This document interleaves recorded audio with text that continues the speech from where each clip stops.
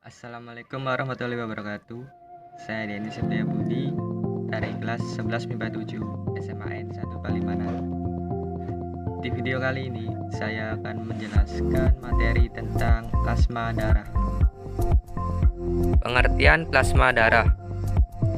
Plasma darah adalah komponen darah berbentuk cairan berwarna kuning yang menjadi medium sel-sel darah, di mana sel darah ditutup.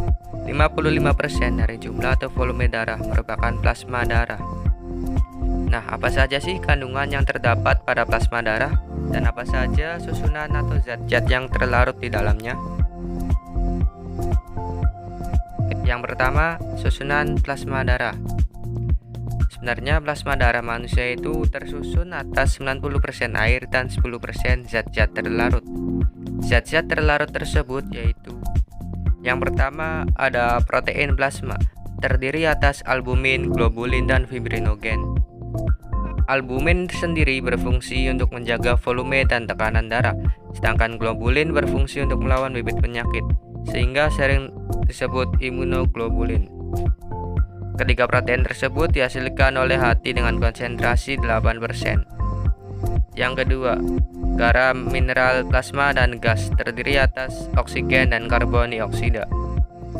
Konsentrasi garam kurang dari 1%.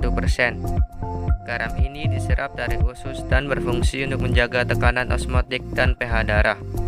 Gas tersebut diserap dari jaringan paru-paru. Oksigen berfungsi untuk pernapasan sel, dan karbon dioksida merupakan sisa metabolisme. Yang ketiga, terdapat zat-zat makanan yang terdiri atas lemak, glukosa, dan asam amino sebagai makanan sel. Zat makanan ini diserap dari usus. Kemudian yang keempat, ada sampah nitrogen, hasil dari metabolisme yang terdiri atas urea dan asam urat. Sampah-sampah ini diekstraksikan oleh ginjal. Kemudian yang kelima, zat-zat lain seperti hormon, vitamin, dan enzim yang berfungsi untuk membantu metabolisme. Zat-zat ini dihasilkan oleh berbagai macam sel. Kandungan plasma darah. Plasma darah mengandung suatu zat makanan dan juga mineral, yaitu seperti gliserin, glukosa, kolesterol, asam amino, garam mineral, asam lemak, dan lain sebagainya. Terdapat zat-zat yang dihasilkan dari sel-sel tersebut, yaitu enzim, antibodi, dan juga hormon. Mengandung protein di dalam darah, yaitu berupa anteofilik, tromboplastin, gamma globulin, protrombin, dan albumin fibrinogen. Terdapat karbon dioksida, oksigen, dan juga nitrogen, serta terdapat asam urat dan urea. Fungsi plasma darah. Yang pertama, berfungsi untuk mengangkut limbah.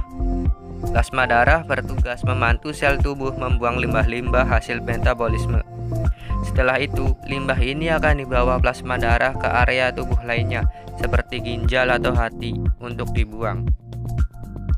Yang kedua, menjaga keseimbangan cairan tubuh. Plasma darah mengandung banyak protein, namun yang paling penting adalah albumin dan fibrinogen. Nah, albumin dalam darah memiliki peranan yang cukup penting dalam menjaga keseimbangan cairan tubuh. Protein ini bertugas mempertahankan agar cairan darah pembuluh darah tidak merembes ke jaringan. Yang ketiga, membantu proses pembekuan darah. Selain fibrinogen, plasma darah juga mengandung berbagai faktor pembekuan darah. Fibrinogen dan faktor-faktor ini berperan dalam proses pembekuan darah. Jika kadar mereka dalam plasma darah rendah, darah akan sulit berhenti mengalir saat terjadi pendarahan.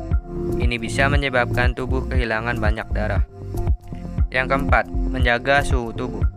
Plasma darah juga berperan dalam menjaga suhu tubuh dengan cara menyerap atau melepaskan panas sesuai dengan kebutuhan tubuh. 5. Membantu melawan infeksi. Imunoglobulin yang terkandung pada plasma darah berperan dalam sistem kekebalan tubuh. Kehadirannya mampu membantu tubuh melawan infeksi yang disebabkan bakteri dan virus. Dan yang keenam, menjaga keseimbangan asam dan basa. Kalium, magnesium, kalsium, natrium, dan bikarbonat merupakan kandungan elektrolit yang terdapat pada plasma darah. Elektrolit ini berperan dalam menjaga keseimbangan asam dan basa dalam tubuh. Tidak hanya itu, mereka juga berperan dalam mengatur fungsi saraf dan otot.